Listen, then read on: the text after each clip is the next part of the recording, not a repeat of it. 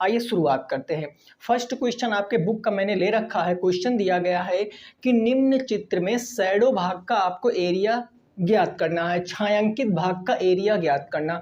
छायांकित भाग कौन सा? ये जो मैंने लाइन ड्रा कर रखी है ना, ये वाली, इसका एरिया आपको फाइंड करना है। कुछ कंडीशन और टर्म इसमें दी गई हैं कि यदि जीरो ओ जो है वो वृत्त का केंद्र है तथा angle P O Q, P O Q का मतलब ये पी ओ क्यू, ये बीचों वाला जो एंगल है ना, ये 72 डिग्री दिया गया है। आखिरी चीज आपको दी गई है, यदि पी क्यू बराबर 48 centimetre, then find the value of shadow area. आपको छायांकित भाग का क्षेत्रफल बताना है। कैसे, मैंने आपको बताया, देखो जरा, ये बताओ, ये जो भाग है ये त्रिज्य खंड है कि ये वृत्त खंड है, सिगमेंट है कि सेक्टर है? आप इतना हमें बता दीजिए। तो आप कहोगे सर ये कौन सी बात पूछ रहे हो, ये तो वृत्त खंड है, क्योंकि ये वृत्त का एक खंड हो जाएगा। तो वृत्त खंड का क्षेत्रफल कैसे निकालते हैं, हमने आपको बताया था कि जब भी कभी ऐसा क्वेश्चन बनेगा तो हमें कुछ नहीं करना पड़ता है। जब भी कभी हम शैडो इस वाले भाग का क्षेत्रफल निकालेंगे तो देखो क्या करते हैं, छायांकित भाग का क्षेत्रफल निकालने के लिए, छायांकित भाग का जब मैं एरिया निकालूंगा क्षेत्रफल, तो वो क्या होता है मेरे दोस्त, सबसे पहले तो हम पूरा त्रिज्य खंड का क्षेत्रफल निकाल लेंगे।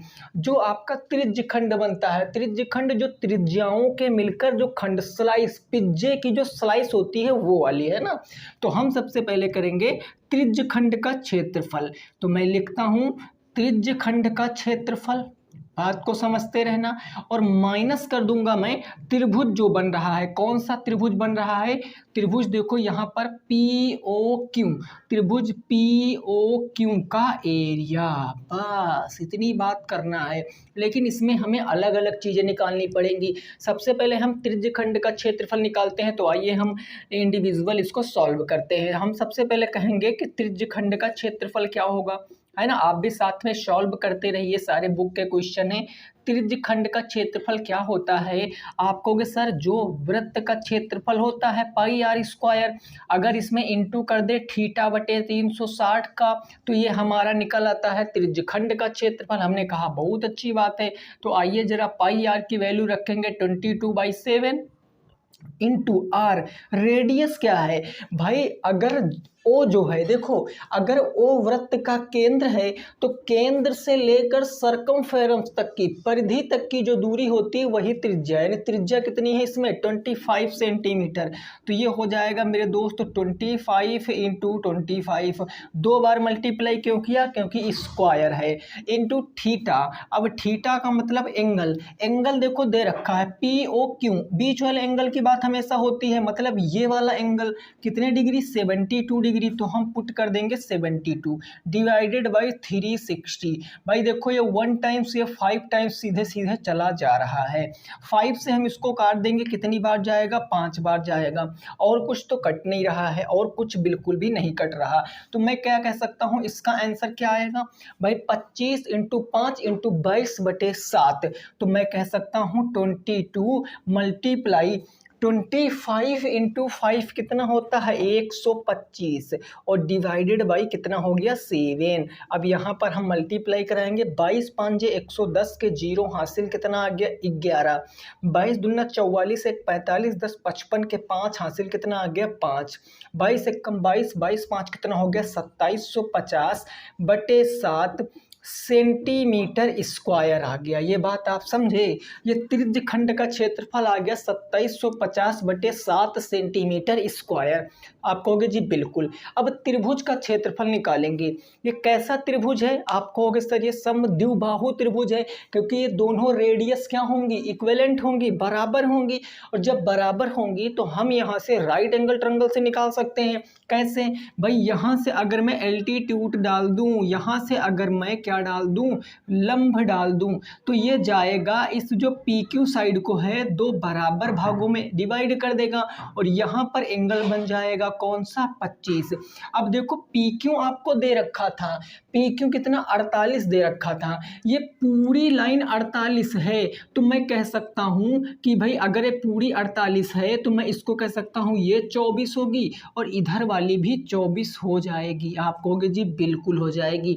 अब ये राइट एंगल ट्रायंगल बन रहा है, राइट एंगल ट्रायंगल की ठीक सामने की भुजा हाइपोटेनस होती है, कर्ड होती है, और एक बेस होता है, एक परपेंडिकुलर होता है। तो अगर ये 24 है, ये 25 है, ये निकालेंगे, 25 का स्क्वायर 625 माइनस 24 का स्क्वायर 576।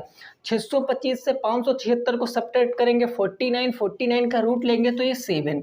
अब ये कैसे मैंने बता दिया कि इसकी जो हाइट होगी वो 7 होगी, क्योंकि आपने पता रखा है, आपको पता है कि समकोण त्रिभुज में भाई जो सामने वाली भुजा होती है, सामने वाली भुजा को कर्ड कहते हैं, यानी जो PO हो जाएगा ये कर्ड, इसका स्क्वायर किसके बराबर होगा, P। अगर ये कोई पॉइंट मान लिया D पर डिवाइड कर रहा है, D पर काट रहा, तो ये हो जाएगा PD का स्क्वायर। भाई समझते रहना, PD का स्क्वायर प्लस जो आपका एल्टीट्यूड है D और O, तो ये हो जाएगा DO का स्क्वायर। तो PO कितना है 25, देखो 25 का स्क्वायर करोगे तो 625 है ना मेरे दोस्त, और PD आपको पता 24, 24 का स्क्वायर करोगे 576, प्लस में हम DO स्क्वायर फाइंड कर लेंगे। ये आएगा इधर माइनस कर देगा, तो आपको पता 15 में से 6 जाएगा 9, 11 में से 4 जाएगा तो 7, 49, ये स्क्वायर आएगा तो रूट में हो जाएगा, यानी DO बराबर 49। तो 49 का मतलब 7 सेंटीमीटर इस तरीके से हमने निकाल लिया है। ये जो 7 आया है उसको मैंने इस तरीके से निकाल लिया है ना, कर्ण का स्क्वायर बराबर लंब का स्क्वायर प्लस आधार का स्क्वायर। अब हमें त्रिभुज का एरिया निकालना है, आइए निकालते हैं। त्रिभुज कौन सा है, POQ। त्रिभुज POQ का जब हम एरिया निकालेंगे तो अब हम लगा देंगे कौन सा, भाई राइट एंगल ट्रायंगल का एरिया क्या होता है 1/2 into base into height. 1/2 base कितना, बेस के लिए आपको पूरा रखना पड़ेगा 24 कितना हो जाएगा 48 इंटू हाइट कितनी है 7, 2 से काट देंगे, 2 से 4 बार, तो ये हो जाएगा 7 चौके 28, 7 दूनी 14, 15 और 16, 168 सेंटीमीटर स्क्वायर आ जाएगा। 168 सेंटीमीटर स्क्वायर पुट कर दो, आंसर आ जाएगा। देखो त्रिज्यखंड का क्षेत्रफल कितना आया था 2750/7, माइनस करना है आपको कितने 168, 168।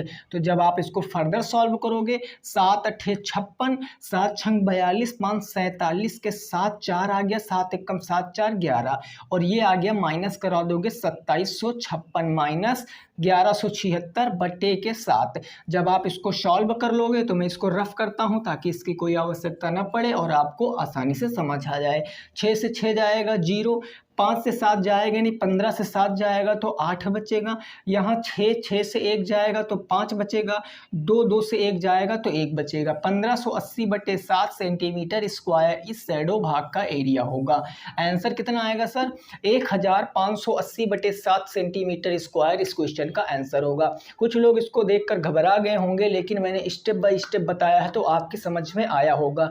मेरी बात को समझना, ये बहुत से ये चैप्टर ऐसा है काफ़ी लोग इसके क्वेश्चन को लीव कर देते हैं, छोड़ देते हैं, बट आपको ऐसा काम नहीं करना है। आप देखो 30 से 35 मिनट में एक क्वेश्चन ही आएगा इस चैप्टर से, और अगर एक क्वेश्चन 2 नंबर आप पक्के कर पा रहे हो 35 से 30 मिनट में तो इससे बेहतर कुछ नहीं है, क्योंकि आपको पता कंपटीशन में तो 1 नंबर के लिए पूरा हमको मिडेवल हिस्ट्री पढ़ना पड़ता, वो भी कंफर्म नहीं रहता कि 1 नंबर वो मिडेवल से आए ही आए, एनीसेंट से पूरा 1 नंबर एक क्वेश्चन ही आता जब आता, बट उसके लिए हमें कितना पढ़ना पड़ता है तो आप समझ सकते हो। 35 मिनट और उस मेहनत से बहुत ज़्यादा अंतर है। तो 35 से 40 मिनट की क्लास में आप एक क्वेश्चन बिल्कुल क्रिस्टल क्लियर कर सकते हो। आई होप आपको चीज़ें समझ में आ गई होंगी। नोट कर लीजिए, नेक्स्ट पहुंचेंगे अगले प्रश्न पर और उसको समझाने की कोशिश मैं आपको करूंगा, ठीक है ना भाई।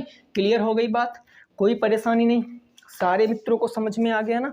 चलिए नेक्स्ट अगला क्वेश्चन देखेंगे, अगला क्वेश्चन उसको लगाने की कोशिश करेंगे, ठीक है ना। ये सबसे टफ क्वेश्चन था आपकी बुक का, जो मैंने पहले ही करा दिया ताकि आप अच्छे से समझ पाओ। अब 1 बाय 1 करके छोटे छोटे क्वेश्चन हैं उनको सॉल्व करेंगे और आगे मूव ऑन करते चले जाएंगे। जो क्वेश्चन टफ लगेगा आप कमेंट करोगे, नेक्स्ट क्लास में उसको मैं फिर से एक्सप्लेन करने की पूरी कोशिश करूँगा, ठीक है ना भाई। चलिए नेक्स्ट अगला क्वेश्चन, अगले क्वेश्चन की मैं लैंग्वेज लिखता हूँ। बहुत ही सिंपल सा क्वेश्चन है ना, बहुत ही सिंपल सा है। ये क्वेश्चन कुछ इस प्रकार से कह रहा है, इस प्रकार से क्वेश्चन नंबर 2 ये कह रहा है मेरे दोस्त, ये कह रहा है, हाँ ये कह रहा 21 सेंटीमीटर त्रिज्या वाले 21 सेंटीमीटर त्रिज्या वाले वृत्त के त्रिज्यखंड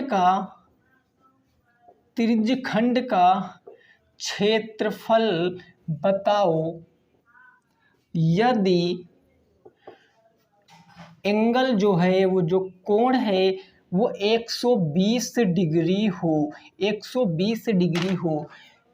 21 सेंटीमीटर त्रिज्या वाले वृत्त के त्रिज्यखंड नहीं है, यहाँ पर दीर्घ त्रिज्यखंड है ना, बड़ा वाला त्रिज्यखंड है। दीर्घ त्रिज्यखंड का क्षेत्रफल बताना है यदि जो आपका कोण है वो 120 डिग्री है। कैसे लगाओगे आइए समझते हैं। इसके लिए मैं आपको फिगर से समझाता हूँ, बेहतरीन समझ में आएगा। दिस इज योर एक सर्कल, ये आपका एक सर्कल है, ठीक बात ना। इसकी रेडियस कितनी है 21, तो मैं बनाता हूँ ये 21 सेंटीमीटर, और त्रिज्यखंड है तो त्रिज्य मतलब ऐसा जाएगा, तो ये 21 सेंटीमीटर, ठीक बात। इसके बीच का जो एंगल है वो कितना दिया है, वो दिया है 120 डिग्री, 120 डिग्री।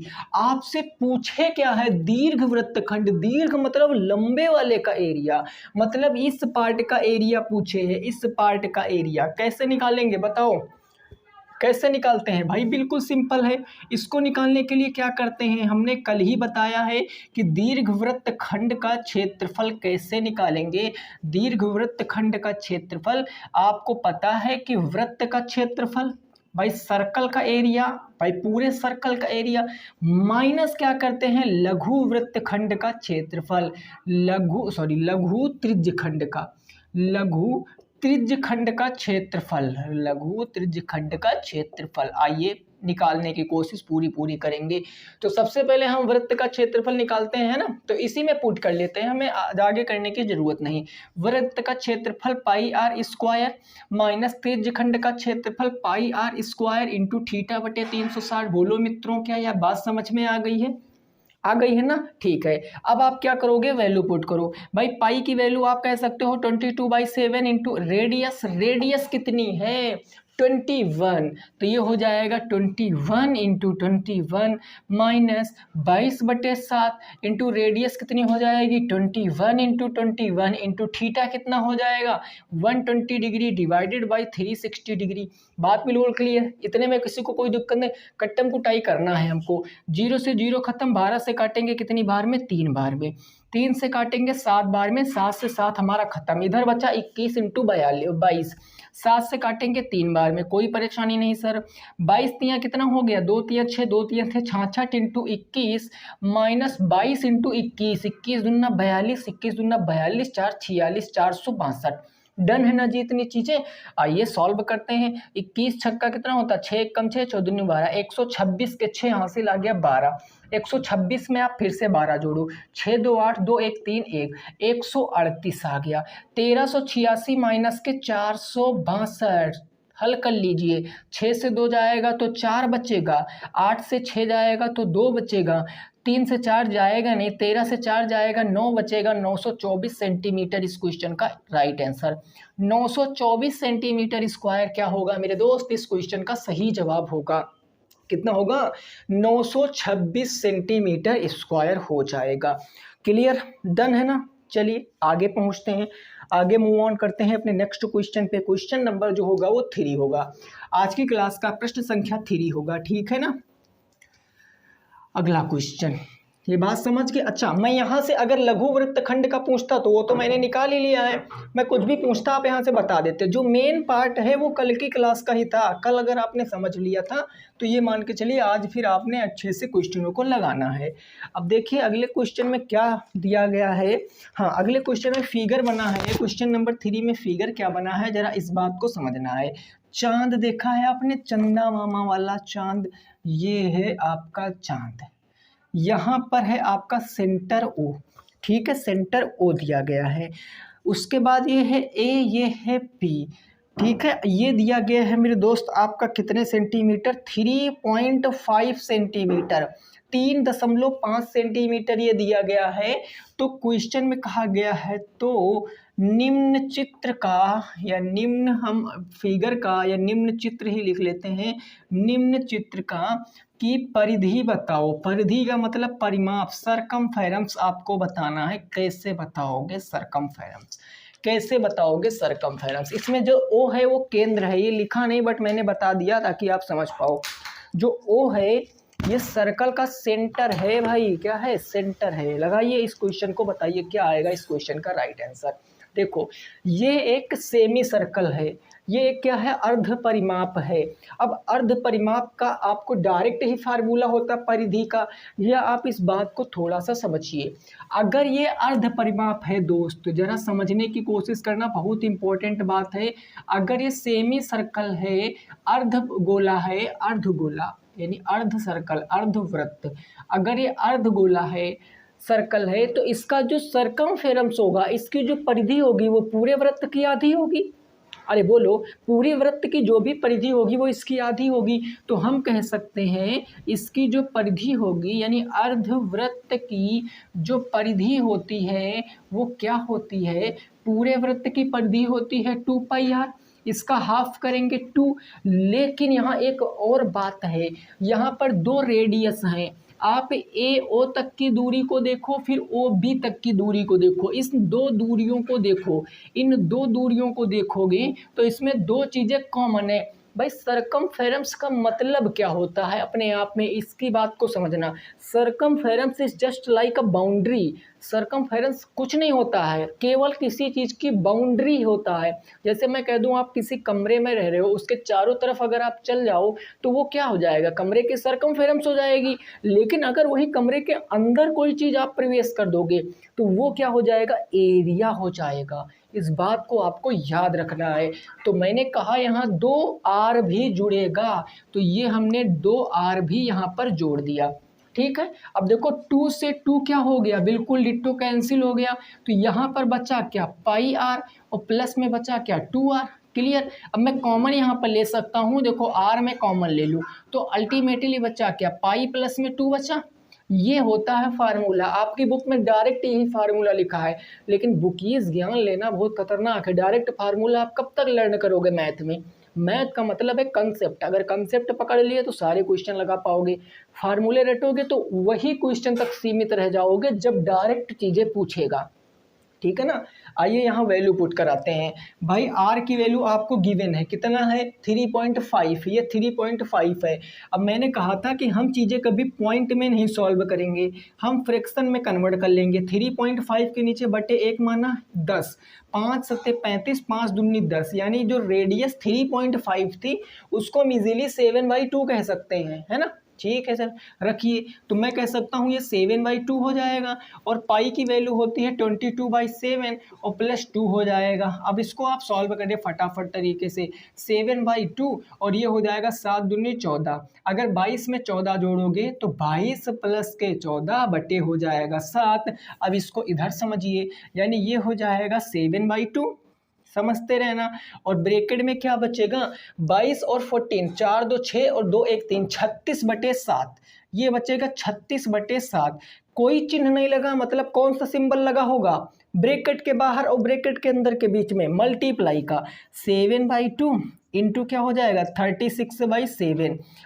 सॉरी ये 22/7 है। अच्छा 7/2 है। ओके ओके ओके, 7/2 ही है, 7/2 है। अब क्या करेंगे, सॉल्व करेंगे।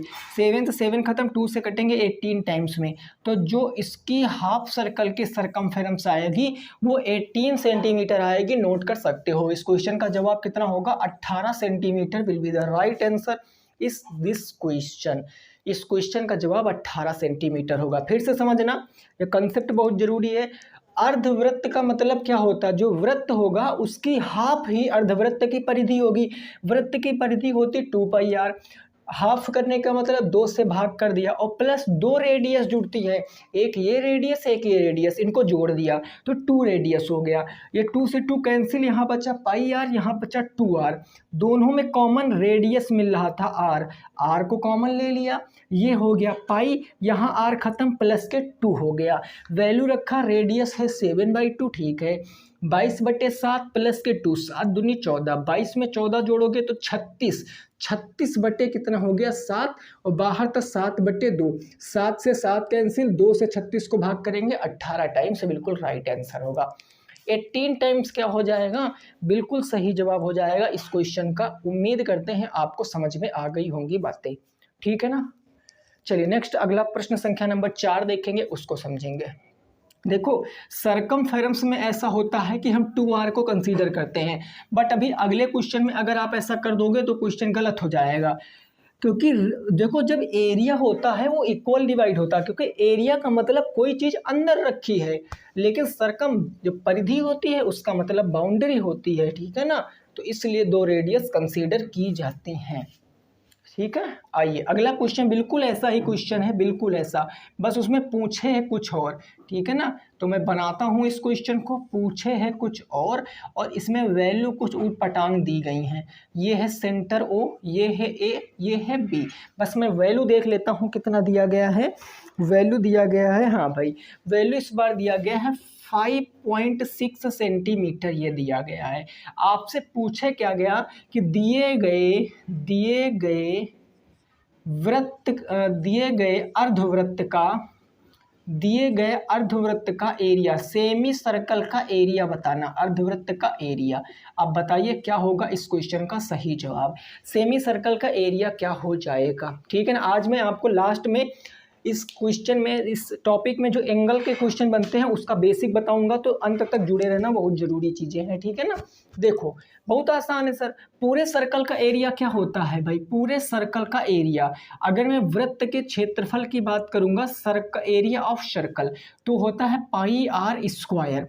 लेकिन ये अर्ध है, अर्ध मतलब क्या होता है, आधा है, और आधा करने के लिए किसी चीज़ को क्या करते हैं, 2 से भाग कर देते हैं, तो इसको हम 2 से डिवाइड कर देंगे, बस इसको सॉल्व कर लीजिए। आप कहोगे भाई 5.6 लिखा है, 5.6 को हम ऐसे कह सकते हैं क्या, 5.6 इसके नीचे बटे 1 मानेंगे, पॉइंट हटाएंगे, 0 बढ़ाएंगे, 2 से काट दीजिए 28 बार में, 2 से काट दीजिए 5 बार में, जहाँ 5.6 लिखा था उसको हम 28/7 भी तो कह सकते हैं, ओके बिल्कुल कह सकते हैं। आइए यहाँ वैल्यू रख लीजिए, इसकी वैल्यू हो गई 22/7, रेडियस की वैल्यू हो गई 28 इंटू के 28, और कितना था बटे में 5, तो 5 बटे में 5 और बटे में 5, और पूरा का बटा कितना हो जाएगा 2 हो जाएगा, पूरा का बटा 2। अब काटना है इसको बस, 7 चौके 28 हो गया, कोई दिक्कत परेशानी नहीं है सर।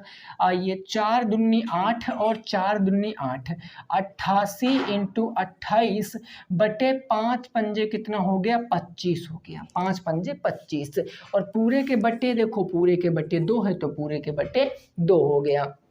88 इंटू 28 करो, 88 इंटू 28 करोगे, 8 अठाई 64, 6 8 अठाई 64, 6 कितना हो गया 70, 8 दूनी कितना हो गया 16, 1 8 दूनी 16, 1 17, 176, 4 आएगा, 6 आएगा, 7 7 14 आ गया, और 1 1 2 हो गया, 2464।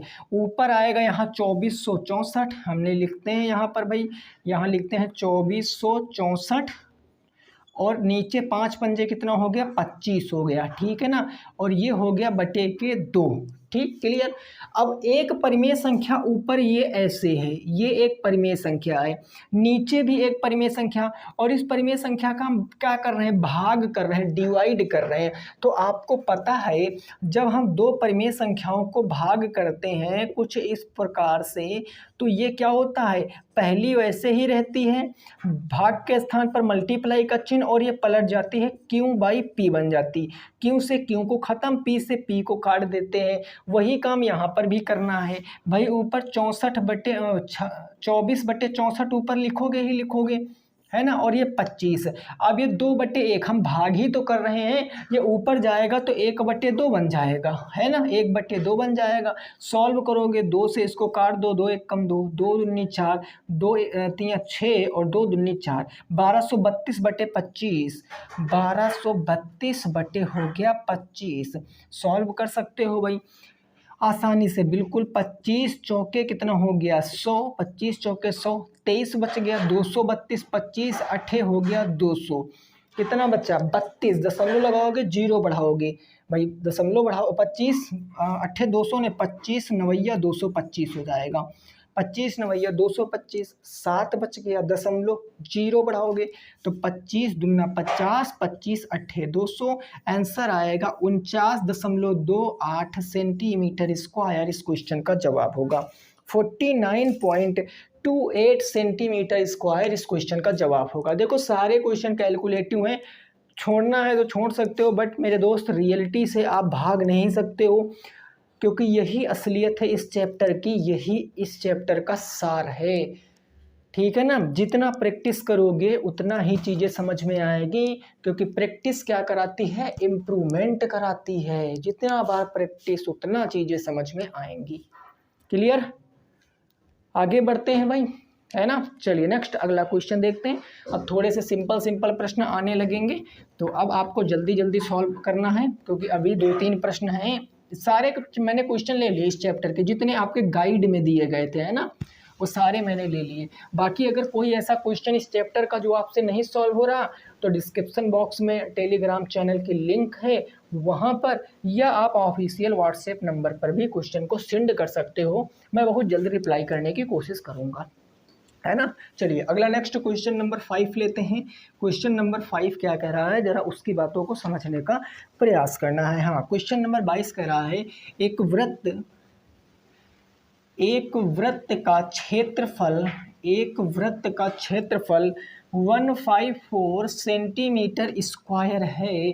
तो आपसे कहा गया है कि वृत्त की सरकमफेरेंस आपको बताना है, परिधि बताना है। परिधि बताओ क्या होगा, परिधि क्या होगी वो आपको बताना है।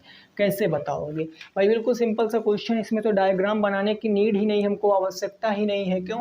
क्योंकि हमें डायरेक्ट दे रखा है भाई, एरिया होता क्या है, पाई आर स्क्वायर होता है। यही किसके बराबर, 154 के। हमें फाइंड क्या करना है, सरकमफेरेंस। सरकमफेरेंस होती क्या, 2 पाई आर। इस पूरे क्वेश्चन में क्या कहीं रेडियस गिवन है? अरे नहीं ना, गिवन है।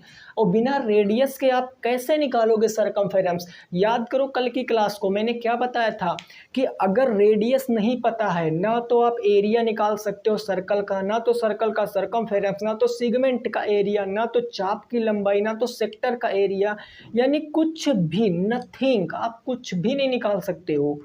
वही काम आप रेडियस फाइंड करोगे। रेडियस कैसे फाइंड करना, उसके लिए ये हमें दे नहीं रखा है भाई। पाई की वैल्यू रखेंगे 22/7 होती है, इंटू आर स्क्वायर बराबर हो जाएगा 154।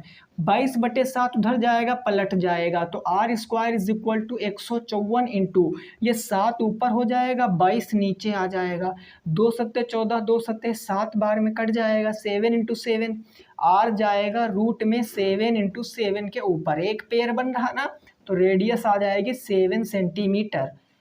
रेडियस आ गई जब 7 सेंटीमीटर, तो सरकमफेरेंस तो चुटकियों में निकल जाएगा। 2 इंटू 22/7 इंटू रेडियस हो जाएगी, 7 से 7 खत्म, 24, 22 into 2 is equal to 24 centimetre. 44 centimetre इस क्वेश्चन का क्या होगा, सही जवाब होगा। क्लियर भाई, है ना। चलिए नेक्स्ट अगला क्वेश्चन देखेंगे। अगला प्रश्न क्या कह रहा है, प्रश्न संख्या 6, उसको समझने की कोशिश करेंगे। यहाँ तक बात बिल्कुल क्लियर है, किसी भी दोस्त को कोई परेशानी नहीं होनी चाहिए। मई में आपका पेपर है, अब कितने दिन बचे हैं आप देख सकते हो। कब प्रैक्टिस करोगे, कब क्या करोगे, ये अब टोटल आपके ऊपर डिपेंड करता है। तो क्वेश्चन नंबर कितना हो जाएगा, क्वेश्चन नंबर 6 हो जाएगा।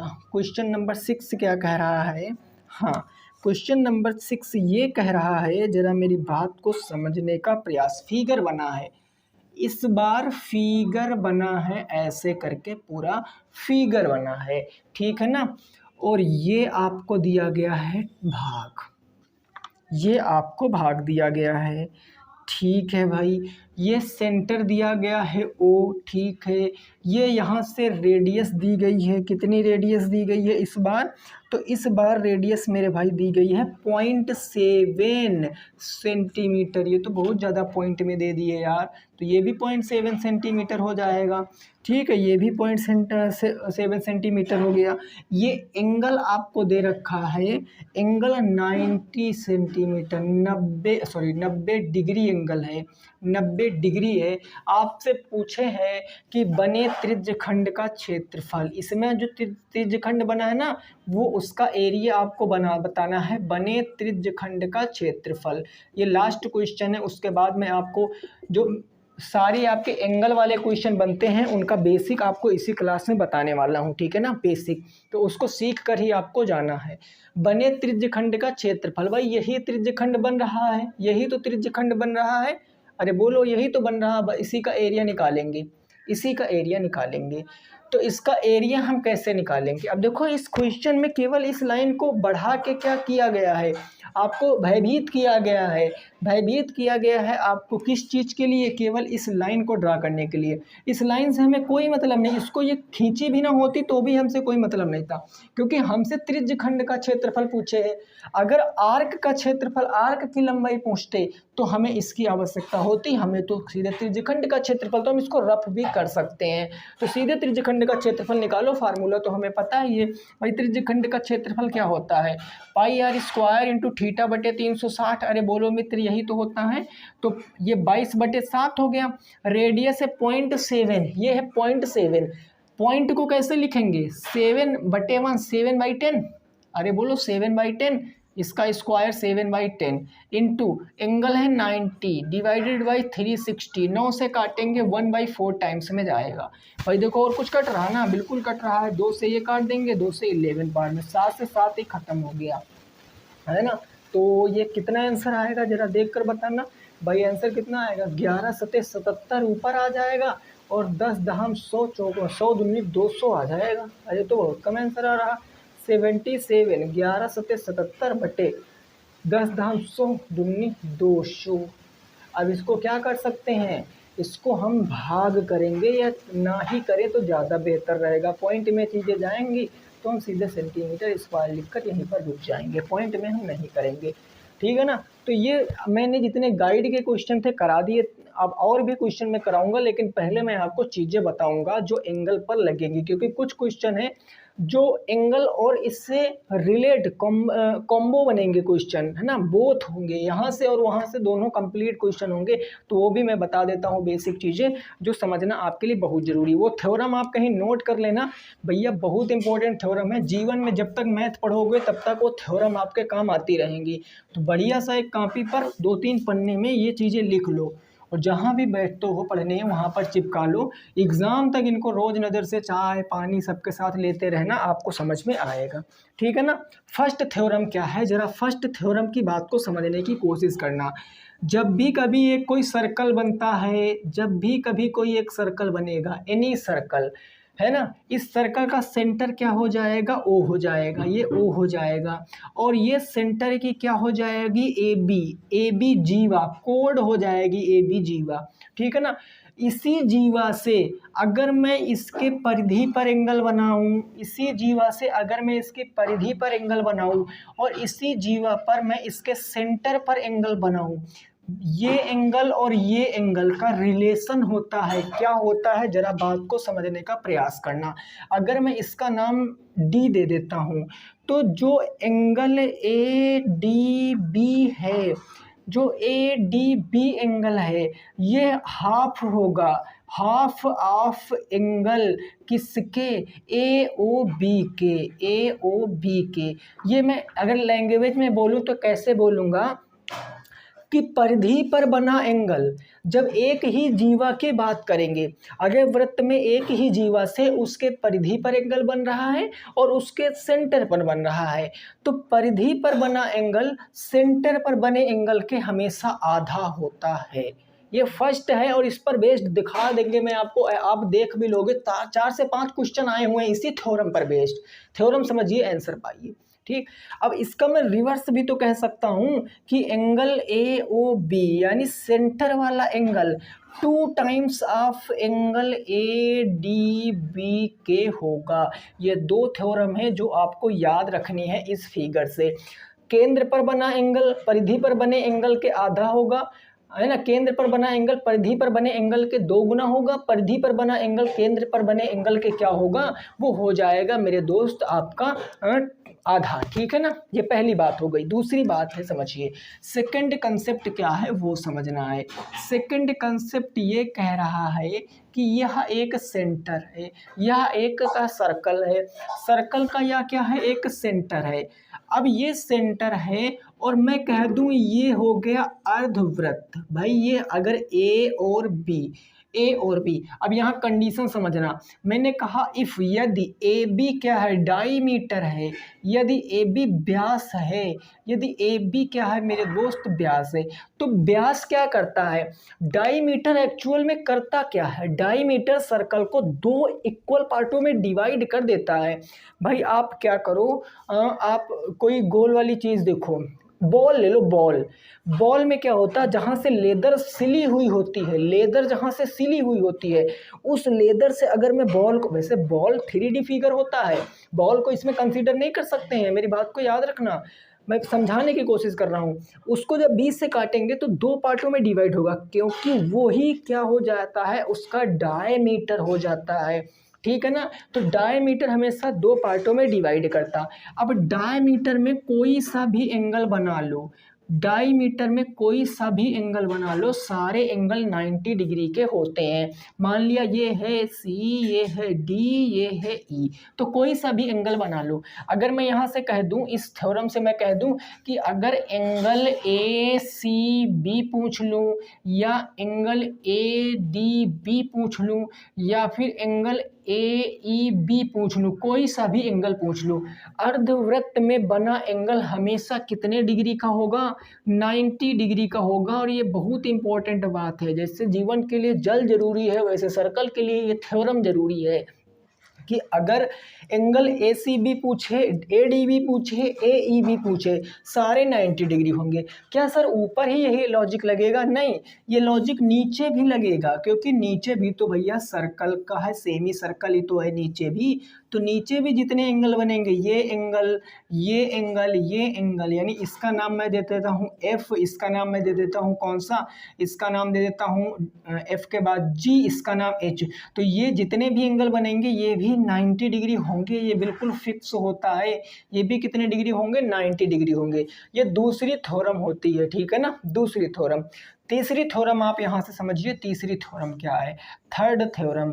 अगर कोई सर्कल है, ठीक है भाई, कोई सर्कल है और इस सर्कल में ये ए बी क्या है, कोड है, ए बी जीवा है, ए बी जीवा है, ये सेंटर है, ये सेंटर, और ये सेंटर का क्या हो जाएगी, रेडियस हो जाएगी, ये ओ है और ये ओ ए रेडियस।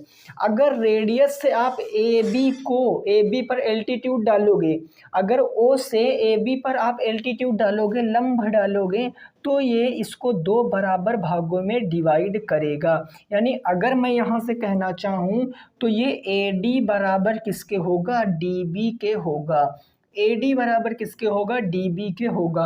और यहीं से पाइथागोरस थ्योरम बन जाती हैं। हम यहाँ से मान लेते हैं भाई कोई, क्योंकि यहाँ से आप पता क्या निकालोगे, यहाँ से निकाल सकते हो रेडियस, यहाँ से निकाल सकते हो कोड की लंबाई, यहाँ से निकाल सकते हो इन दोनों के केंद्र और इसके जीवा के बीच की लंबाई भी आपसे पूछेगा। तीनों पर बेस्ड क्वेश्चन मैं कराऊंगा कल की क्लास में, पहले आप आज को ये समझना है। तीसरी थ्योरम, चौथी और लास्ट थ्योरम समझ लीजिए, ये स्पर्श रेखाओं में भी काम आएगी। कौन सी है, जरा मेरी बात को समझना, ठीक है ना।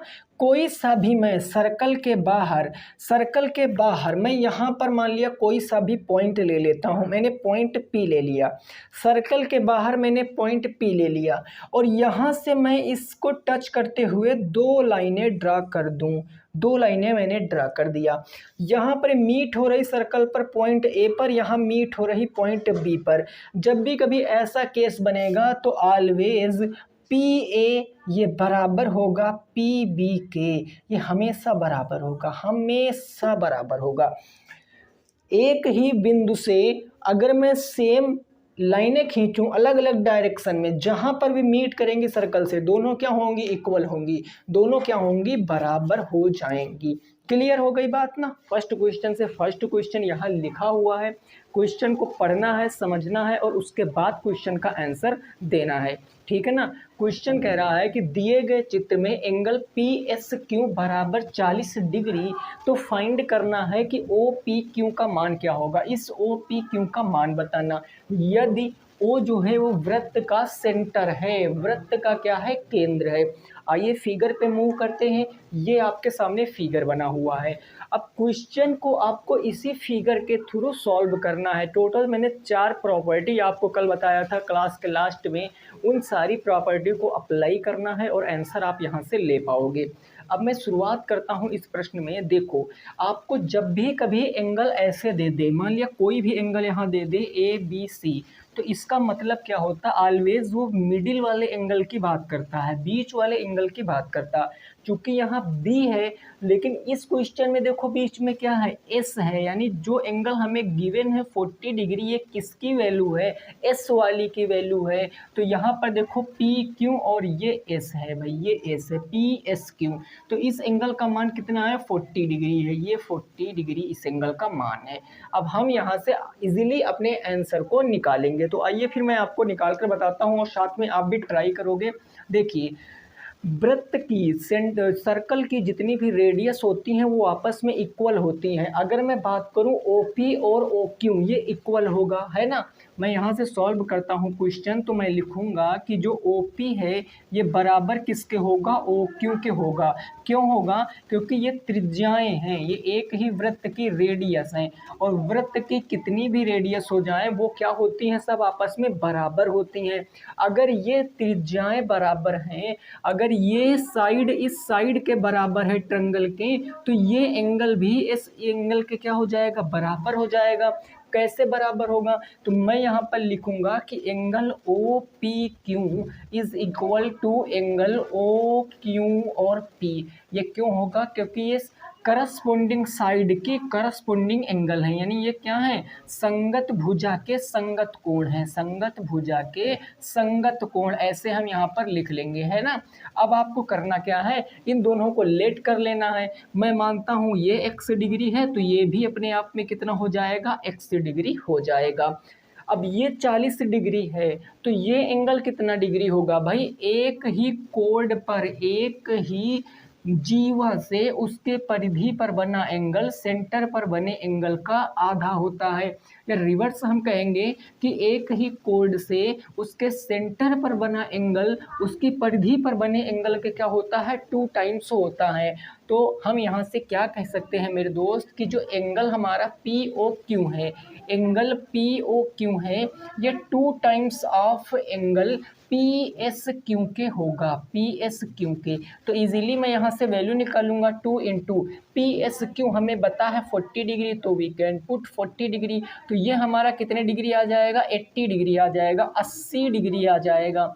ये वाला जो एंगल है कितने डिग्री मेरे दोस्त होगा, 80 डिग्री होगा। अगर ये 80 डिग्री है, तो अब ट्रायंगल ओ पी क्यू, एक ट्रायंगल दिख रहा होगा आपको ओ पी क्यू, इस ट्रायंगल में हम लिखेंगे। तो नेक्स्ट स्टेप हमारा क्या होगा, हम लिखेंगे इन ट्रायंगल, कौन सा ट्रायंगल है, O P Q. O P Q के तीनों ट्रायंगल के जो इंटीरियर एंगल होते हैं उनका सम कितना होता है, तो उनका सम होता है 180 डिग्री। यानी एंगल एक्स प्लस में एंगल एक्स और प्लस में 80 इज इक्वल टू कितना होगा, 180 डिग्री होगा। कोई दिक्कत नहीं, एक्स एक्स मिलकर क्या होगा भाई, एंगल 2x भाई, ये 2x और प्लस में हो गया 80 इज इक्वल टू 180। अब 80 जाएगा माइनस, तो मैं कह सकता हूँ 2x बराबर का 180 माइनस के माइनस, यानी हम इसको क्या कह सकते हैं, x बराबर यहाँ बचेगा 100 डिग्री और 2 आ जाएगा बटे में, तो हम क्या कहेंगे भैया, 50 डिग्री इस क्वेश्चन का राइट आंसर होगा। 50 डिग्री इस क्वेश्चन का राइट आंसर होगा। यानी ये भी एंगल कितने डिग्री होगा, 50 डिग्री, ये भी एंगल कितने डिग्री होगा, 50 degree. 50 50 100 plus 80 is equal to 180। तो जो प्रॉपर्टी है वो याद रखना है कि सेंटर पर बना एंगल जो सरकमफेरेंस पर बना एंगल का 2 टाइम्स होता है। जस्ट अपोजिट जो आपका सरकमफेरेंस पर बना एंगल होगा वो सेंटर पर बने एंगल का हाफ होगा। लेकिन ये कंडीशन कब अप्लाई होगी, जब एक ही कोड से एंगल बनेंगे, एक ही जिह्वा से एंगल बनेंगे। डन है ना इतनी चीज़ें भाई। चलिए नोट कीजिए। नेक्स्ट अगला मैं क्वेश्चन दे रहा हूँ, उसको आप सॉल्व करने की कोशिश करना। क्वेश्चन नंबर 1 में दे रहा हूँ, उसको आपको सॉल्व करना है और बताना है क्वेश्चन का राइट आंसर क्या आएगा। ये बात आपकी समझ में आ गई होगी, बेहद ही सिंपल से क्वेश्चन है। एक बार आपको अगर कंसेप्ट समझ में आ गया तो ये समझ लीजिए आप इसके अच्छे खासे लेवल के क्वेश्चनों को लगा सकते हो, क्योंकि बेसिकली बस 3 ही 4 प्रॉपर्टी हैं सर्कल की जो थोड़ा टफ हैं। बाकी सारी प्रॉपर्टी भाई 7th 8th बहुत ज़्यादा मैक्सिमम जाएंगे तो 10th तक होता है ना। चलिए क्वेश्चन नंबर 2 में मैं फिगर थोड़ा सा बनाता हूँ। फिगर क्या है उस बात को समझिए। ये आपका क्या है, हमने फिगर बना दिया, ठीक है ना। ये फिगर में सेंटर ओ हो गया, कोई दिक्कत नहीं। ये कोड ए बी हो गया, ठीक है सर, बिल्कुल सही बात है, कोड ए बी हो गया। सेंटर से यहाँ तक की जो दूरी है ये सी पर इंटरसेक्ट कर रहा है और ये है ए। इसकी जो लंबाई है वो 7 है, इसकी जो लंबाई है 24 है। आपसे पूछा है इसमें तो ए बी की लंबाई बताओ, what is the length of A B. इस पूरी ए बी साइड की लंबाई बताना है। ये बेहद आसान क्वेश्चन बन गया। इस क्वेश्चन को आप कैसे लगाओगे जरा इस बात को समझ। अगला क्वेश्चन देखो, इसमें ए बी की जो है वो लेंथ बताना। देखिए इस क्वेश्चन में मैंने थोड़ा सा लैंग्वेज को शॉर्ट कर दिया है, क्योंकि मैं लैंग्वेज आपको बता दूंगा। केवल लैंग्वेज में इतनी बात लिखी थी कि जो ओ है वो सेंटर का सेंटर है, सर्कल का सेंटर ओ है। अब इसके बाद क्वेश्चन को आपको पूरा वही सॉल्व करना। अब ये कौन सी प्रॉपर्टी यहाँ पर लग रही है, कितने से लोग आप बता सकते हो कि यहाँ कौन सी प्रॉपर्टी लग रही है।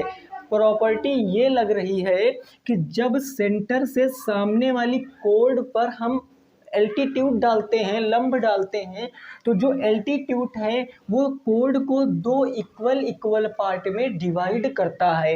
यानी हम यहाँ से क्या कहेंगे, हम यहाँ से ये कहेंगे कि जो AC है ये किसके बराबर होगा, BC के बराबर होगा। भाई AC BC के बराबर क्यों होगा, क्योंकि ये अगर वो सेंटर है और सेंटर से हम इसके सामने कोड पर एल्टीट्यूड डाल रहे हैं तो ये इक्वल पार्ट में डिवाइड हो जाएगा। तो AC अगर मैं कोई एक साइड निकाल लूँ, चाहे तो मैं BC निकाल लूँ, चाहे तो मैं AC निकाल लूँ, कोई एक साइड निकाल लूँ, उसका 2 टाइम्स कर दूंगा तो पूरी हमें इस कोड की लंबाई पता चल जाएगी। तो कैसे निकालेंगे आप यहाँ देखो, अगर मैं यहाँ से बात करता हूँ कि इन ट्रायंगल, कौन सा ट्रायंगल है, OAC।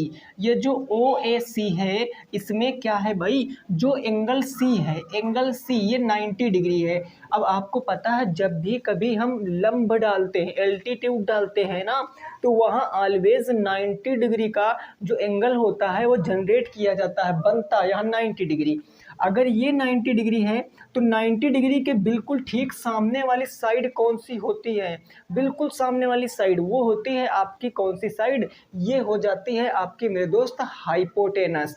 अगर ये हाइपोटेनस है, ये परपेंडिकुलर है, तो ये क्या हो जाएगा, बेस हो जाएगा। तो हम यहाँ से कह सकते हैं कि जो हमारा AO का स्क्वायर है ये किसके बराबर होगा, OC के स्क्वायर के और प्लस किसके स्क्वायर के, AC के स्क्वायर के। OC स्क्वायर और प्लस किसके, AC स्क्वायर के हो जाएगा, ठीक है ना। अब इसको देखो सॉल्व करेंगे। AO कितना है 7, तो ये 7 का स्क्वायर हो जाएगा।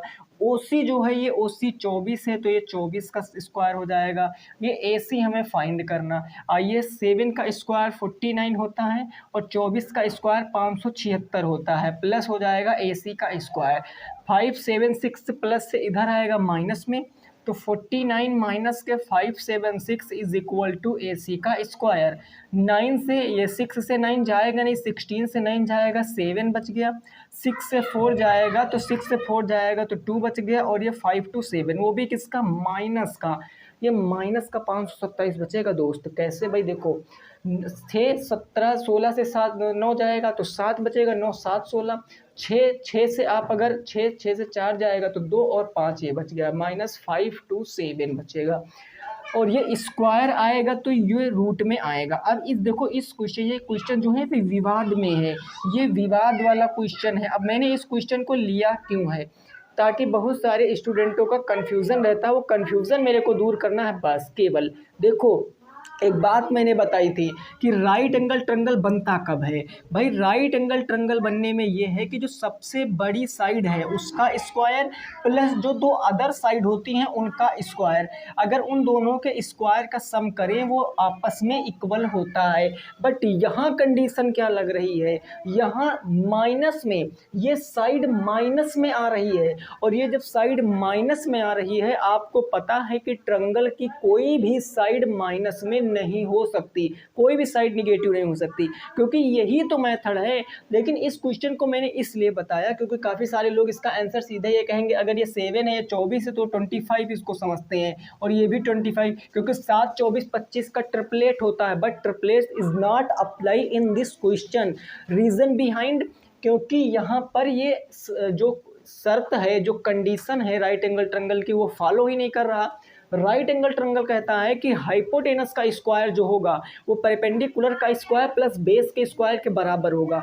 अगर ये बराबर नहीं है तो कभी भी राइट एंगल ट्रायंगल होगा ही नहीं, उसके हिसाब से ये राइट एंगल हो ही नहीं रहा। और जब राइट एंगल नहीं हो रहा है तो साइड आ रही है आपकी निगेटिव, अगर साइड निगेटिव आ रही है तो इसका आंसर हम दे ही नहीं सकते। वैसे आपके बुक में जो आंसर दिया है वो 50 सेंटीमीटर दिया, बट ये निहायत ही गलत क्वेश्चन है, इसको हम नहीं मानेंगे कि बिल्कुल राइट आंसर है, क्योंकि यहाँ पर आप इससे समझ सकते हो मैंने ट्रायंगल आपको पढ़ा रखा है, ट्रायंगल की यही होती राइट एंगल ट्रायंगल की प्रॉपर्टी।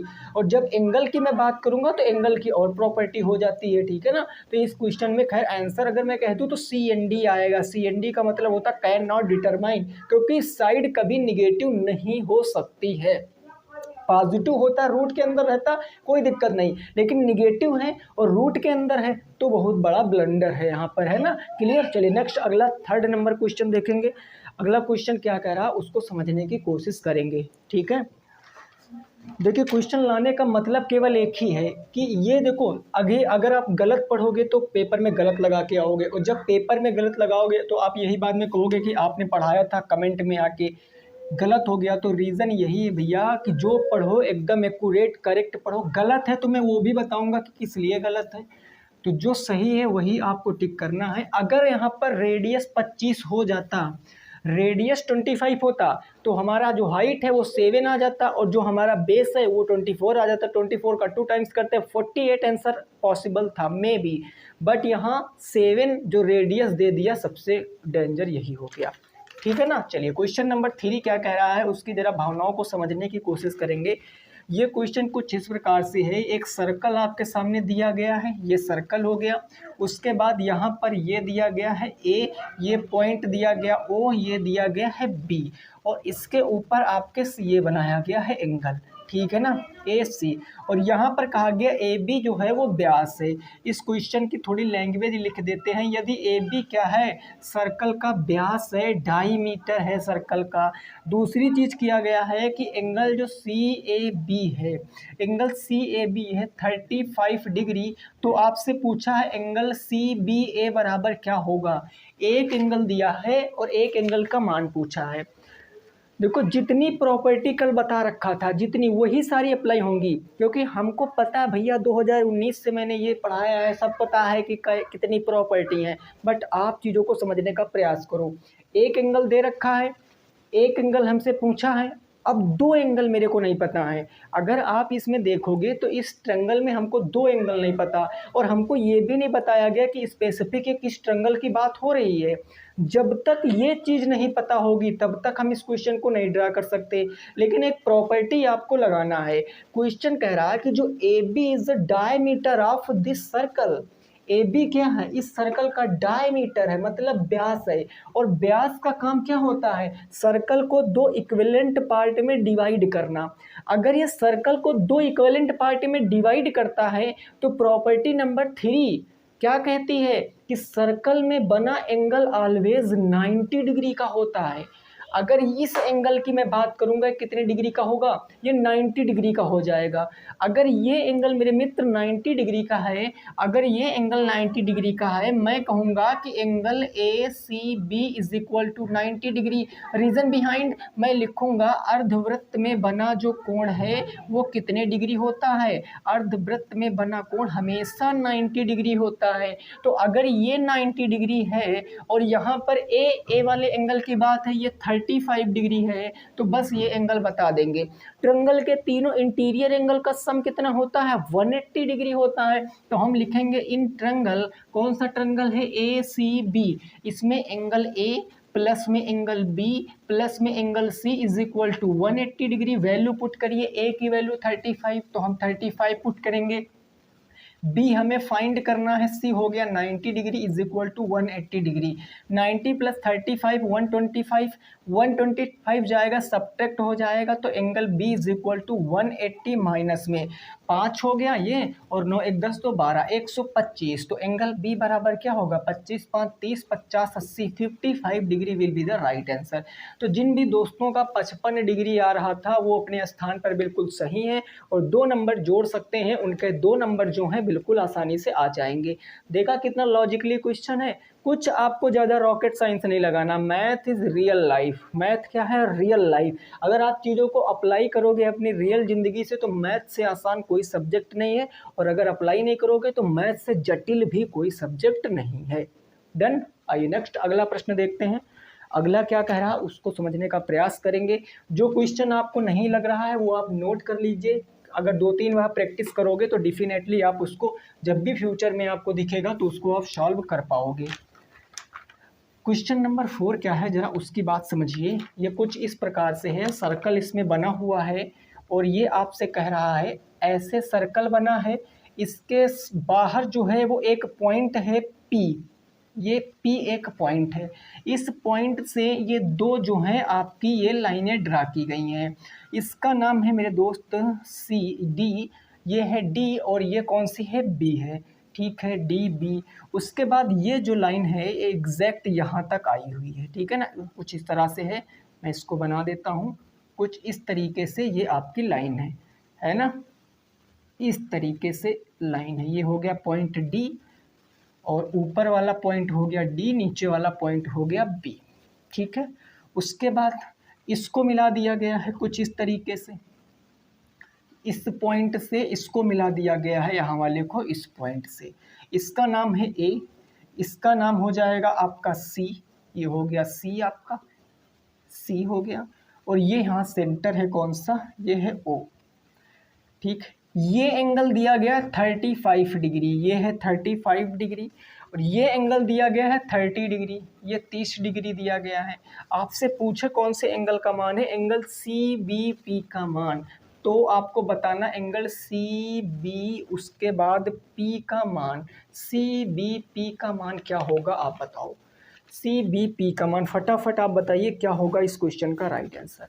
सी बी पी का मान, ये एंगल आपको दिया है 30 डिग्री, ये एंगल आपको दिया गया है 35 डिग्री, ये एंगल आपको दिया गया है, आपको बताना है कितना आंसर आएगा। अब देखो एक प्रॉपर्टी और होती है जो कल मैंने नहीं बताया था, वो प्रॉपर्टी आप यहाँ लिख लीजिए कि एक ही वृत्तखंड में कितने, अरे ये तो मैंने बताया था। अगर आप देखोगे ये कोड है, ठीक है ना, ये कोड है, कोड से एक ये एंगल बन रहा है और एक ये एंगल बन रहा, एक ये वाला एक ये वाला, तो ये एंगल और ये एंगल आपस में इक्वल होंगे। क्यों होंगे उसकी आप शर्त को समझिए। मैं कह सकता हूं कि जो एंगल आपका ये दिया गया है डी ए बी, एंगल जो डी ए बी है ये इक्वल होगा किस एंगल के, तो बी सी डी के, या हम कह सकते हैं डी सी बी के। क्यों होगा, क्योंकि एक ही तल के बने एंगल क्या होते हैं, बराबर। एक ही तल के बने एंगल आपस में बराबर होते हैं।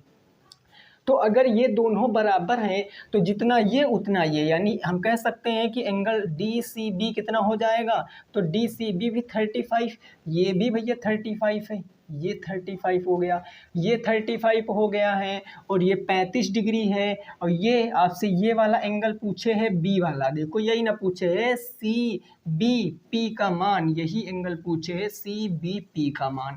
अब ट्रायंगल आपको दिख रहा होगा बहुत ही अच्छा है सी बी पी ये एंगल, तो हम लिखेंगे कि इन ट्रायंगल, कौन सा ट्रायंगल है, सी बी पी, इस ट्रायंगल में, ये वाला ट्रायंगल में जिसको डार्क कर रहा हूँ उसको जरा प्यार से देखने की कोशिश करना।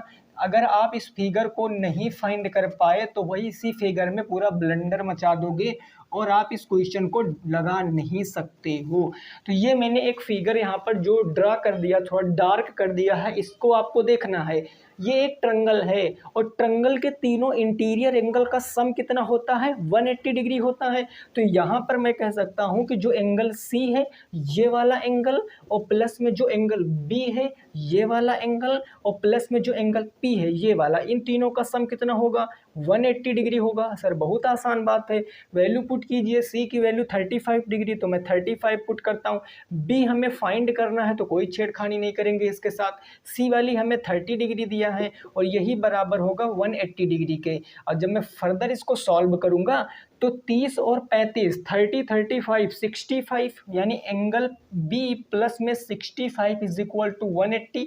65 उधर जाएगा तो सब्ट्रैक्ट हो जाएगा, एंगल बी बराबर 180 डिग्री माइनस में 65। तो वी कैन से दैट कि angle B is equal to 65 5 70 10 80 115 degree, 115 degree इस क्वेश्चन का राइट आंसर आएगा। अब कुछ लोग कह सकते हैं कि सर आपने तो एंगल बी की वैल्यू निकाली है, पूछे हमसे क्या है। हमेशा मेरे दोस्त एक बात को दिमाग में सेट कर लीजिए, ये जो बीच वाली वैल्यू होती है यही मेन एंगल होता है, आगे पीछे जो होता है तो साइड होती है।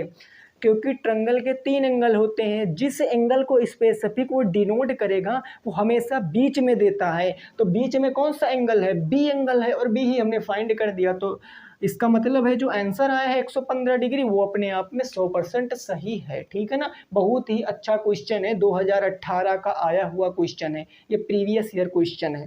ठीक है ना, तो चलिए नोट कर लीजिए। नेक्स्ट अगला प्रश्न देखेंगे, प्रश्न संख्या 5 क्या कह रहा है उसको समझने की कोशिश करेंगे। क्वेश्चन नंबर 5 को क्लियर है ना।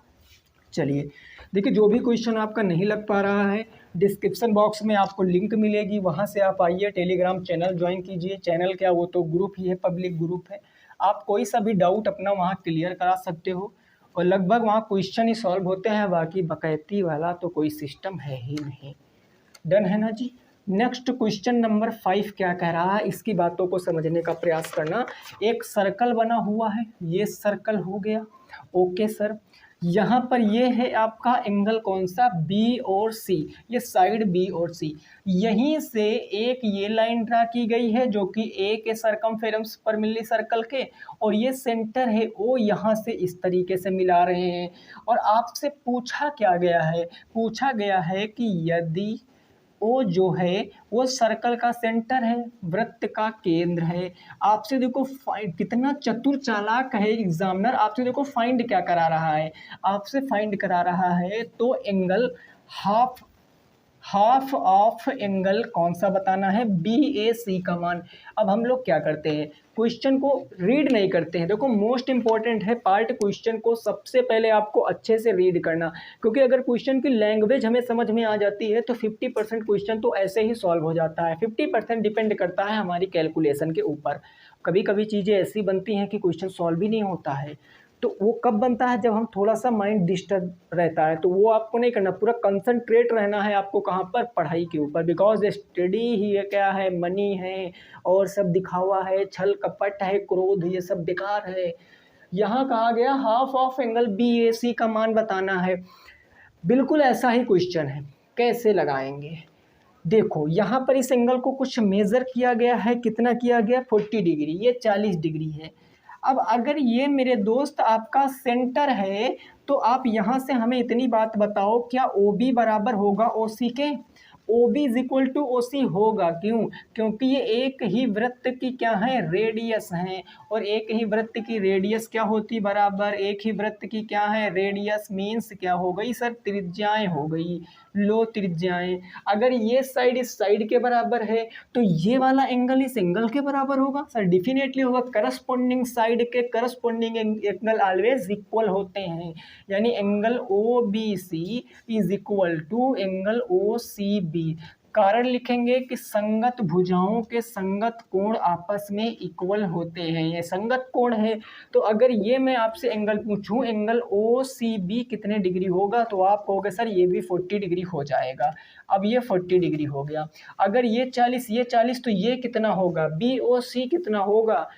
आप ट्रायंगल के प्रॉपर्टी लगाओ, ट्रायंगल के तीनों इंटीरियर एंगल का सम क्या होता है 180 डिग्री। तो इन ट्रायंगल ओ बी सी एक ट्रायंगल है जहां एंगल ओ प्लस में एंगल बी प्लस में angle C is equal to 180 degree. अब ओ फाइंड करेंगे, बी सी हमें पता है 40 40 180, तो ओ कितना आ जाएगा 180 minus 80 is equal to 100 degree. भाई बिल्कुल सही बात बोला आपने। तो मैं यहाँ से कह सकता हूँ एंगल ओ प्लस में, भाई देखो इसकी वैल्यू रखेंगे 40 डिग्री और इसकी वैल्यू रखेंगे 40 डिग्री, ये बराबर होगा 180 के। 40 40 80 उधर जाएगा माइनस, तो एंगल ओ बराबर क्या आएगा 180 माइनस 80, यानी मैं 100 डिग्री कह सकता हूँ। एंगल ओ का मान 100 डिग्री आ जाएगा, ये वाला एंगल 100 डिग्री आ गया। अगर ये वाला एंगल 100 डिग्री आ गया तो ये एंगल क्या होगा, एक ही कोड से सर्कल पर बना एंगल सेंटर पर बने एंगल के 2 टाइम्स होता है।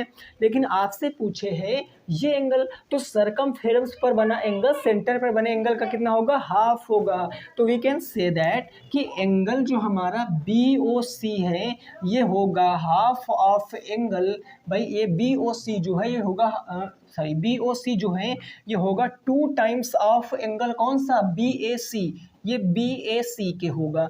बी ओ सी की वैल्यू पुट करिए 100 डिग्री, तो ये 100 पुट कर देंगे, 2 आ जाएगा डिवाइड में और ये बचेगा एंगल बी ए सी, यानी 2 से काटेंगे तो 50 टाइम्स आ जाएगा, यानी एंगल बी ए सी 50 डिग्री। आपसे पूछा हाफ ऑफ एंगल बी ए सी, देखो हाफ, तो हाफ पूछे हैं तो ये और बी ए सी, ये बी ए सी। अब बी ए सी की वैल्यू रखो 1/2, बी ए सी है 50, 2 से काटेंगे तो 25 डिग्री जिनका भी आ रहा था वो अपने स्थान पर बिल्कुल करेक्ट है। 25 degree will be the right answer in this question. Oral question कर सकते थे, ओरल ये साइड इस साइड के बराबर 40 40, दोनों एंगल बराबर 80, जब ये 80 तो ये हो जाएगा 100, अगर ये 100 तो ये इसका हाफ 50, अगर ये 50 तो हमसे पूछे इसका हाफ 50 का आधा 25, 5 सेकंड नहीं लगेंगे दोस्त, एक बार कंसेप्ट समझ गए, कंसेप्ट समझ गए तो बहुत ज़्यादा ऐसे क्वेश्चनों को लगाने में आपको 25 से 30 सेकंड लग सकते, बहुत ज़्यादा। लेकिन अब आपको स्टेटमेंट लिखना है तो मैं आपको लिख कर बताता हूँ, अगर फिर भी आपकी समझ में नहीं आता है तो ये मानकर चलिए फिर इसमें आपकी ही कहीं ना कहीं जो है वो गलतियाँ हैं। ठीक है दोस्तों, चलिए नेक्स्ट अगला प्रश्न देखेंगे, प्रश्न संख्या 6 क्या कह रहा है उसको ज़रा समझने की कोशिश करेंगे। अगला क्वेश्चन, अब इस क्वेश्चन में आपको समझिए क्वेश्चन नंबर 6, एक सर्कल दिया गया है कुछ ही इस तरीके से, ठीक है सर। इसके अंतर्गत एक आपका चतुर्भुज दिया गया है, ये आपका एक स्क्वायर दिया गया, ये स्क्वायर के शेप में आपको दिख रहा है या नहीं दिख रहा है, बट ये आपका स्क्वायर ही इसके अंदर दिया गया है, ठीक है ना, ए बी सी डी। अगर मैं इस साइड को मिला देता हूँ इस साइड को, तो ये आपको दिया गया है 6√2। क्वेश्चन में कहा गया कि इफ़ जो बी डी है ये दिया गया है 6√2, तो फाइंड करना है एरिया ऑफ सर्कल। आपसे पूछे कि एरिया ऑफ सर्कल क्या होगा, सर्कल का मतलब वृत्त का क्षेत्रफल क्या होगा। अब सर यहाँ पर थोड़ा समझना क्या है, यहाँ क्वेश्चन हमसे क्या कह रहा है, इसकी भावनाएं क्या है क्वेश्चन की, थोड़ा वो समझने का प्रयास करेंगे। क्वेश्चन में कह रहा है कि आपको सर्कल बताना एरिया का, तो एरिया कैसे हम फाइंड करेंगे। भाई देखो आपको पता है कि जो सर्कल का एरिया होता है, जो वृत्त का क्षेत्रफल होता है वो क्या होता, पाई आर स्क्वायर। और कल ये बात मैंने बहुत ही एम्फेसिस के साथ बोला था, क्या बोला था कि जब तक रेडियस नहीं पता होगी ना तो आप सिगमेंट का एरिया निकाल सकते हो, ना तो आप सेक्टर का एरिया निकाल सकते हो, ना तो आप कोड की लंबाई निकाल सकते हो, ना तो आप आर्क की लंबाई निकाल सकते हो, ना सरकमफेरेंस, नथिंग, यानी कुछ भी हम नहीं निकाल सकते हैं जब तक हमको रेडियस नहीं पता होगी। रेडियस कैसे पता करेंगे, मुद्दा इस बात का है। भाई वृत्त में ये देखो ये सेंटर है और सेंटर से जाने वाली सबसे लंबी जो कोड होती है वो सर्कल की क्या होती है, ये सर्कल का डायमीटर होता है। यानी जो बीडी है ये बीडी ही क्या है, ये वृत्त का व्यास है।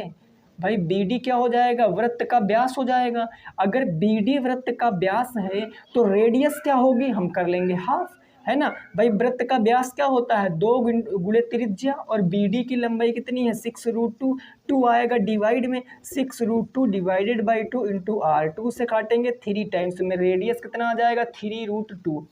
रेडियस आ गया 3√2 सर, रखिए आंसर पा जाइए। पाई की वैल्यू कितनी आएगी 22/7, रेडियस 3√2 का स्क्वायर हो जाएगा। तो वी कैन से दैट कि 22/7 इंटू का 3√2 और इंटू के 3√2 हो जाएगा। तो फर्दर सॉल्व करेंगे 22/7 इंटू 3 3 9 और 9 और 2 दूनी 4 हो गया। बस सॉल्व कर लीजिए, ये हो जाएगा 22 इंटू 9 चौके 36/7, 22 इंटू 36/7 सेंटीमीटर स्क्वायर क्वेश्चन का राइट आंसर है। 22 इंटू 36/7 सेंटीमीटर स्क्वायर अपने आप में क्या हो जाएगा, राइट आंसर हो जाएगा। ठीक है ना दोस्त, अपने आप में क्या हो जाएगा, बिल्कुल सही जवाब हो जाएगा। नोट कर लीजिए और नेक्स्ट क्वेश्चन पे पहुंचते हैं। उस क्वेश्चन को थोड़ा समझने का प्रयास करते हैं। ठीक है ना, उस क्वेश्चन को थोड़ा समझने का प्रयास करते हैं। सेकंड लास्ट क्वेश्चन होगा हमारी क्लास का ये। इसके बाद देखो ये क्वेश्चन है अभी जो कराएंगे, उसके बाद एक और क्वेश्चन है। तो इन दो क्वेश्चनों के बाद ये जो हमारा चैप्टर है वो ख़त्म हो जाएगा। 3 क्लासों में मैंने चैप्टर को एंड किया है। नेक्स्ट चैप्टर हम जो सीखेंगे वो चैप्टर होगा समांतर माध्य, मीडियन मोड, है ना, मीडियन मोड यानी माध्य का बहुलक, समांतर माध्य, टैली वैली वाले सब क्वेश्चन यहीं पर हम डिस्कस कर लेंगे। अगला देखिए क्वेश्चन नंबर 7 क्या कह रहा है। एक सर्कल है भैया, ये फिर से एक सर्कल हो गया। ठीक है सर, सर्कल हो गया है। ये है यहाँ पर एक लाइन जिसका नाम है बी और सी, ये बी सी है। यहाँ से सेंटर है ए, ये ए हो गया, पॉइंट हो गया ए। उसके बाद यहीं पर आपको क्या दिया गया है, ये सेंटर ओ, और यहीं से मिला दिया गया, ये आपको दिया गया है 15 डिग्री। ठीक है ना, आपसे पूछे हैं बी ई सी का मान, बी ई और इस सी का मान पूछे, बी ई सी का मान, BEC का मान क्या होगा ये आपसे पूछे है भाई, कैसे बताएंगे BEC का मान। चलिए भैया इसको निकालते हैं। ये जो BC है ये डायमीटर है। इफ़ जो BC है ये क्या है, ये BC, ये आप डायमीटर लिखो ही मत, हाँ डायमीटर मत लिखो तो ज़्यादा बेटर रहेगा। चलिए आप इस क्वेश्चन को लगाइए, इस क्वेश्चन को लगाइए, क्या आएगा आप राइट आंसर बताइए इस प्रश्न का। इस प्रश्न का सही जवाब बताइए क्या आएगा। देखिए यहाँ OB OC डिफिनेटली बराबर होंगी। तीसरा क्वेश्चन है ऐसा करा रहा हूँ, क्यों बराबर होंगी, क्योंकि OB और OC क्या है, ये रेडियस है एक ही सर्कल की, और जब एक ही सर्कल की रेडियस होती है वो डिफरेंट थोड़ी नहीं हो सकती, वो तो मेरे मित्र एक ही रहेंगी। तो मैं कहूँगा कि जो OB है ये किसके बराबर होगा, OC के। क्यों बराबर होगा, क्योंकि ये वृत्त की क्या है, रेडियस हैं, त्रिज्याएँ हैं। अगर ये त्रिज्याएँ तो ये एंगल इस एंगल के बराबर होगा, करस्पॉन्डिंग साइड करस्पॉन्डिंग एंगल, यानी वी कैन से दैट कि angle OBC is equal to angle OCB होगा। तो यहाँ से एंगल OCB क्या आ जाएगा, ये वाला एंगल 15 डिग्री आ जाएगा। भाई हाँ बिल्कुल सही बात, 15 डिग्री आ गया। चलिए इसको डिब्बे में पैक करते हैं। दूसरी चीज़ हम सर्कल से लिखेंगे ये वाला, ये वाला, ये पूरा ट्रंगल देखो, ये ट्रंगल OCB, ये पूरा ट्रंगल, तो हम लिखेंगे sir in triangle OCB angle O plus में एंगल B प्लस में एंगल C, ये किसके बराबर होगा, 180 के बराबर। तीनों इंटीरियर एंगल का सम 180 होता, ये 15 और ये 15, तो ये कितना आ जाएगा भाई, डायरेक्ट बता सकते हो सर 150 आ जाएगा।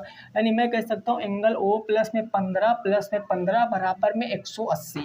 तो एंगल O बराबर क्या होगा, 180 माइनस में 15, 15 30, यानी एंगल O बराबर कितना होगा, 150 डिग्री हो जाएगा। अगर ये एंगल मेरे दोस्त 150 डिग्री आ गया तो ये एंगल बताइए कितना होगा, ये वाला एंगल कितना होगा। एक ही कोड से सरकमफेरेंस पर बना एंगल सेंटर पर बने एंगल का कितना होता है, हाफ होता है। यानी हम कहेंगे कि एंगल BA जो C होगा ये हाफ ऑफ एंगल किसके, O के होगा, इस वाले एंगल के। तो एंगल BAC क्या होगा, half of angle O। Angle O कितना आएगा, तो एंगल O देखो 150 है, 150 2 से काट देंगे 75 बार में, तो एंगल BAC कितना आ जाएगा, 75 डिग्री आ जाएगा। एंगल ये जो BAC है कितने डिग्री आ जाएगा, ये 75 डिग्री आ जाएगा। आपसे ये वाला एंगल पूछे ये कितने डिग्री होगा, तो इस एंगल को कैसे हम बताएंगे? इस एंगल को बताने के लिए आपको पढ़ना पड़ेगा साइक्लिक क्वाड्रिलेटर, जिसको बोलते हैं चक्रीय चतुर्भुज।